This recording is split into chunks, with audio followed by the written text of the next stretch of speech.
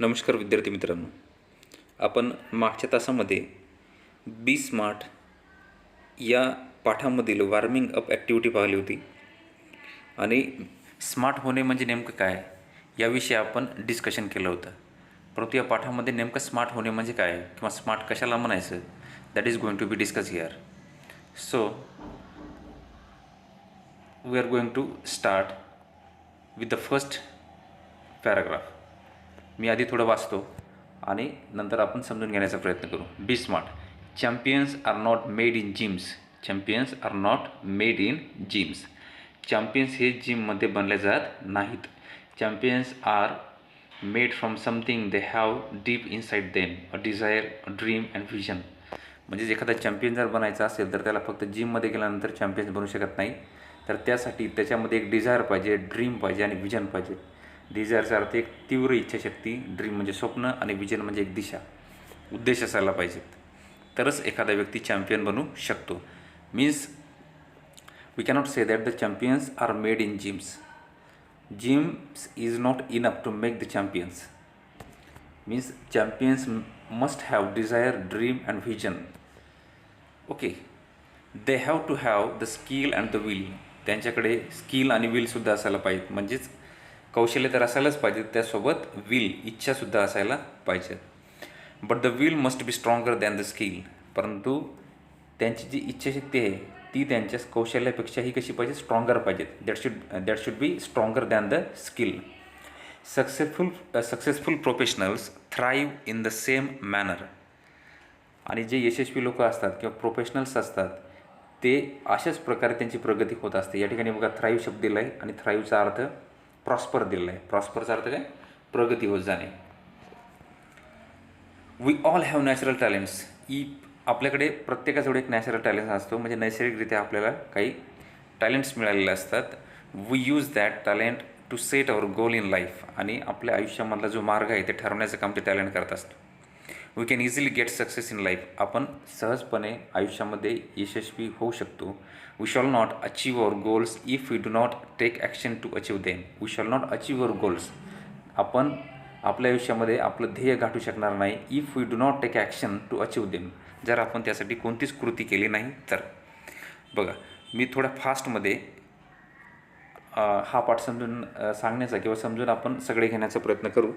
कारण की बघा, आपण जर जास्त वेळ लावला तर हा पाठ या व्हिडिओमध्ये पूर्ण होणार नाही. आपल्याला महत्त्वाचं काय आहे की याची समरी कळणं, लाईन टू लाईन कळणं तेवढी महत्त्वाची नाही.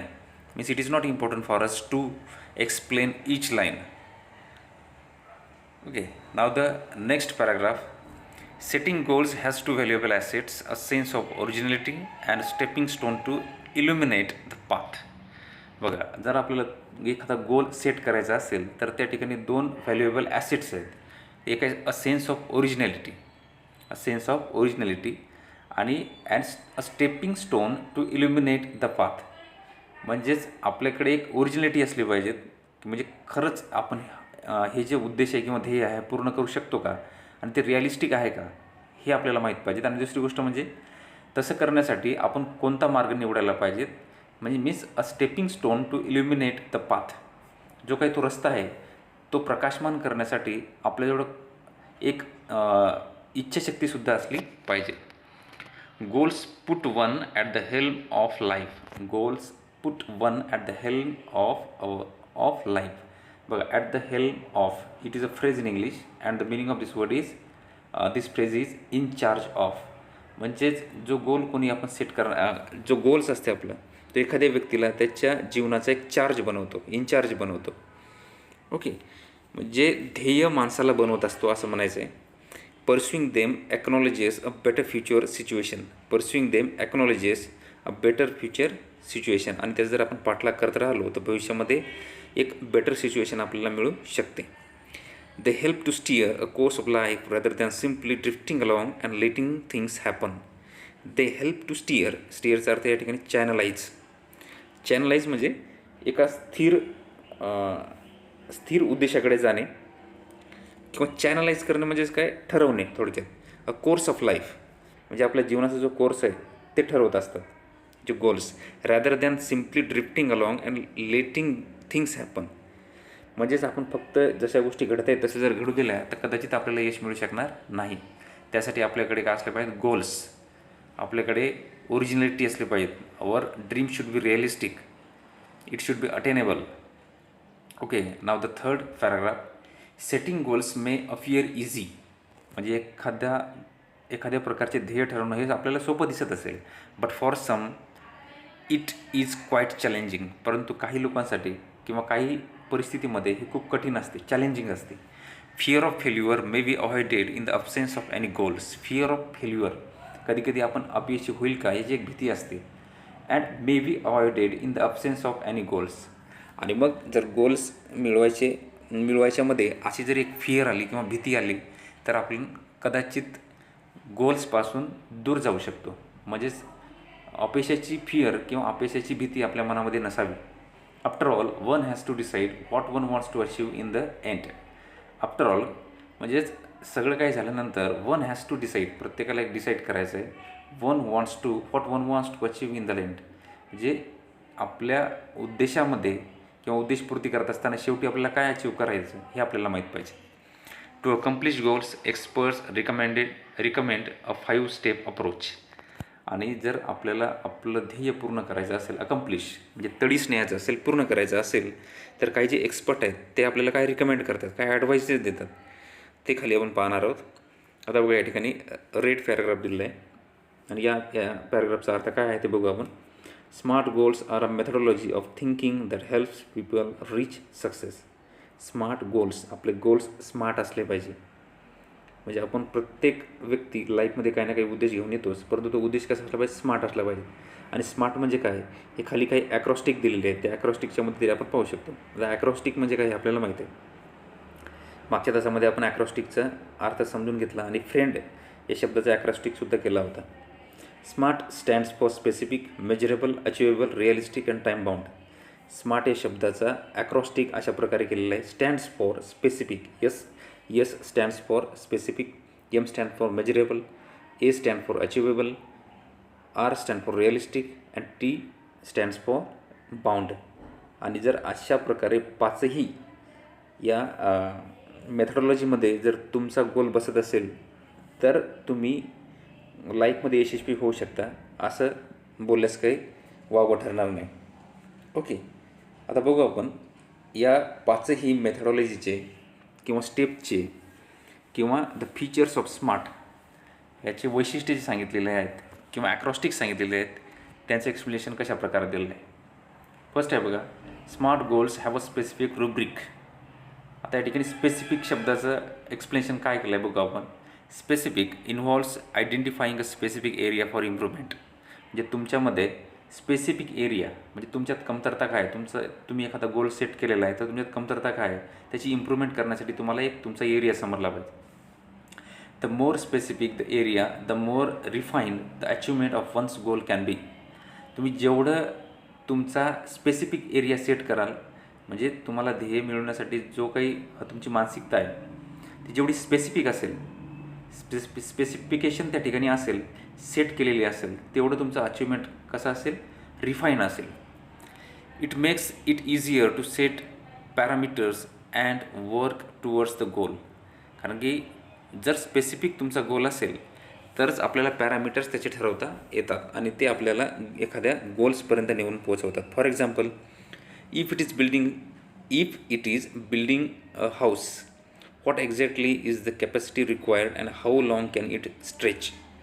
जर समजा आपल्याला एखादी बिल्डिंग बनवायची असेल तर आपल्याला त्याची कॅपॅसिटी माहीत पाहिजेत, कोणकोणत्या गोष्टी लागतात हे माहीत पाहिजेत आणि हे किती वेळ यायला लागेल किंवा how long can it stretch किंवा ते किती त्याची स्पेस कवर करेल हे आपल्याला माहीत पाहिजे. Okay, now the next point is that measurable. Quantifying goals provides specific ways to track progress against goals. म्हणजेच बघा, आपण जो काही गोल ठरवणार आहोत तो मेजरेबल असला पाहिजे. मेजरेबल म्हणजे काय, तो मोजता आला पाहिजे. म्हणजे जर आपण यशस्वी झालो तर आपल्याला हे कळायला पाहिजे की आपण यशस्वी झालो, त्याचं काही एकतरी मेजर पाहिजे. This makes it easy to benchmark performance throughout the goal period including areas to improve. मेजरेबलचा अर्थ या ठिकाणी आपण जी गोष्ट मोजता येते आपल्याला, आणि बेंचमार्क या शब्दाचा अर्थ standard by which something can be measure or judged. जर तुम्ही लाईफमध्ये एखादा गोल ठरवला असेल तर हे तुम्हाला कळालं पाहिजे आणि जगालासुद्धा कळालं पाहिजे की तो तुम्ही मिळवला. त्याचं एक मेजर असलं पाहिजे, मेजरमेंट असलं पाहिजे. While playing football one's exact role and position has to be clearly defined. म्हणजेच फुटबॉल खेळत असताना, व्हाईल प्लेइंग फुटबॉल खेळत असताना वन्स एक्झॅक्ट रोल म्हणजे एखाद्या व्यक्तीचा जो एक्झॅक्ट रोल आहे किंवा भूमिका आहे किंवा पोझिशन आहे has to be clearly defined, ती स्पष्टपणे डिफाईन करणे गरजेचे असते. म्हणजे तुम्ही जो गोल ठरवणार आहात तो मेजरेबल असला पाहिजे थोडक्यात. Then the achievable, setting goals that can be completed in the designated period of time. म्हणजेच आपण जो गोल ठरवणार तो अचिवेबल असला पाहिजे. एक वेळ ठरवलेला असतो, त्या वेळेच्यात आपण ते अचीव करण्यासाठी पात्र असलो पाहिजे, किंवा तो goal that can be achieved within the times, within the period of the certain times, that should be achieved, that should be attainable. Often these goals may act like stepping stones to help meet broader goals that further define a career. आणि त्याच्यामधूनच आपलं एक चांगलं career घडत असते. As students we cannot become a president, a prime minister, but can hope to reach those heights in future. एखादा विद्यार्थी दशेमध्ये म्हणू शकतो की मला प्रेसिडेंट व्हायचं आहे, प्राईम मिनिस्टर व्हायचं आहे, पण हे त्यासाठी एवढं सोपं नाही. Means we cannot become a president or prime minister, but can hope to reach those heights in future. परंतु भविष्यामध्ये तिथपर्यंत जाण्याची एक जी इच्छा असते किंवा आशा असते ती असणे आवश्यक आहे. म्हणजेच ते अचिवेबल असलं पाहिजेत. एकदम स्वप्नात ज्याप्रमाणे एखादा गोल आपण ठरवतो, उद्देश ठरवतो की ज्यापर्यंत आपण पोहोचू शकत नाही, असे गोल्स नसावेत. Now next point is that realistic. It is important to create goals that are within one's current skill set or area of expertise. It is important to create goals. It is important to create goals are within one's current skill set or area of expertise. म्हणजे एक्सपर्टने सांगितलेल्याप्रमाणे आपण गोल जे आहेत ते set करत असताना आपलं स्वतःचं current skill आहे किंवा नाही, किंवा आपण ते अचीव करण्यासाठी त्या स्किल आपण पजेस करतो की नाही करतो याचा आपण थोडा विचार करायला पाहिजे.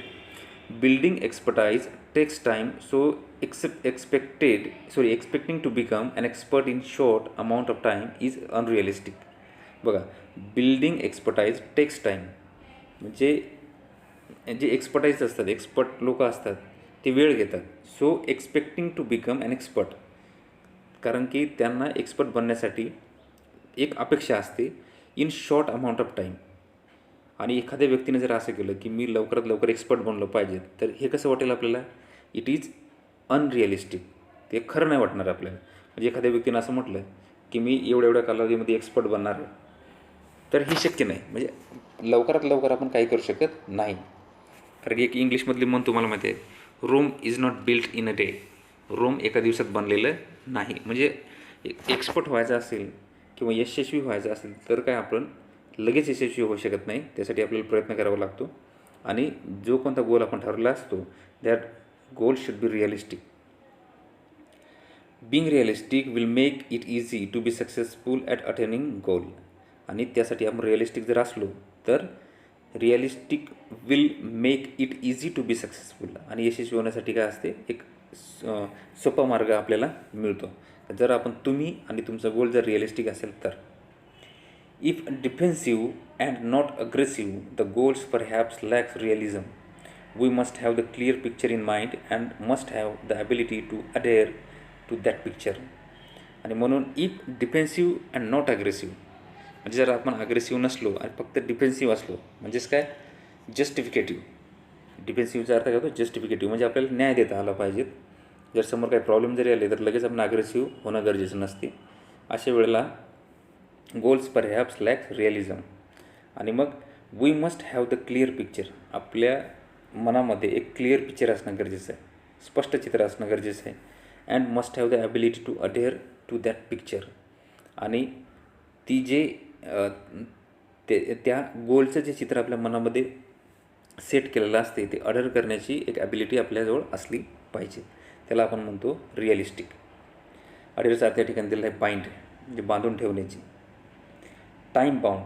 आता बघा, लास्ट पॉईंट आहे time bound. Establish time parameters around each goal as it will help increase focus and accountability. म्हणजे जर आपल्या गोल्स सेटिंग करत असताना आपण ज्यावेळेस गोल सेटिंग करतो त्यामध्ये टाईम बाउंड नसेल. उदाहरणार्थ तुम्हाला जर म्हणायचं असेल की मला एवढ्या दिवसामध्ये हे बनायचं आहे, तर ते दिवस फिक्स असले पाहिजे. 2 वर्षे, 3 वर्षे, 4 वर्षे, what ever is means there should be a goal that must be time bound. तो टाईम बाउंड असला पाहिजे. जो गोल आपण सेट करणार आहे किंवा मिळवण्याचा प्रयत्न करणार आहे तो एक विदिन द टाईम, म्हणजे एवढ्या एवढ्या वेळेमध्ये ते पूर्ण होईल, ही एक सेटिंग आपल्या डोक्यामध्ये असणं गरजेचं असते. To reduce weight we know how to go about it. जर आपल्याला आपलं वजन कमी करायचं असेल तर आपल्याला माहीत आहे की आपण कोणते प्रयत्न करायला पाहिजेत. But without consistent time bound action it never becomes a reality. आणि जर त्यामध्ये जर कन्सिस्टन्सी नसेल, म्हणजे एक स्टिडीनेस नसेल, तर कदाचित आपण ते रिॲलिटीमध्ये उतरू शकणार नाही. It may be exercise, diet and stress free thoughts, all this have to be practice and implemented without hesitation, doubt or indifference, but within a deadline. म्हणजे आपल्याला जर आपलं स्वतःचं वजन कमी करायचं असेल तर आपल्याला त्यासाठी प्रयत्न करावे लागतील, व्यायाम करावा लागेल, डाएट घ्यावं लागेल. डाएट मीन्स जेवणावर आपल्याला बंधन ठेवावे लागतील, काय खायचं काय नाही खायचं. स्ट्रेस फ्री थॉट, आणि कोणत्याही प्रकारचा स्ट्रेस आपण आपल्या मनावर ठेवायला पाहिजे नाहीत. आणि कोणत्याही प्रकारचं हेजिटेशन, म्हणजे आपल्याला हेजिटेशनचा अर्थ माहीत असेल, म्हणजे एखादी गोष्ट करावी की नाही करावी, ज्यावेळेस असा विचार म्हणतो त्याला आपण हेजिटेशन म्हणतो, ते पण नसावं. सगळे डाऊट्स वगैरे क्लिअर झाल्यानंतर हे सगळं टाईम बाउंडमध्ये आपण करायला पाहिजे, तरच आपलं आपण वजन कमी करू शकतो. फिजन्स. आता next paragraph. Visions, wishes, intentions and dreams are all valuable. ते स्पार्क ऑफ इमॅजिनेशन, आपले इच्छा असतील किंवा उद्देश असेल, स्वप्न असतील, हे सगळे मूल्यवान आहेत. दे स्पार्क ऑफ इमॅजिनेशन, आपल्या जे कल्पना असतात त्याला स्पार्क करतात ते. And encourage us to define fear we want to reach. आणि आपल्याला ते एनकरेज करतात. एक काय म्हणतो आपण त्याला, एनकरेज करणे म्हणजे प्रोत्साहन देतात. In order to get there however we need to bring life images down to earth and plan to execute and strategies. म्हणजेच in order to get there, आपल्याला ते सगळं मिळवण्यासाठी we need to bring life images.